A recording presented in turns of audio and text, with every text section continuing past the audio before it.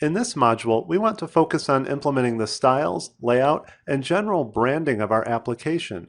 MVC and Web Forms share high-level concepts in terms of building the visual design of web pages, but the actual implementation details are very different. The topics in this module are fairly straightforward, and our application will really start to take shape, so the upcoming lessons should be very rewarding.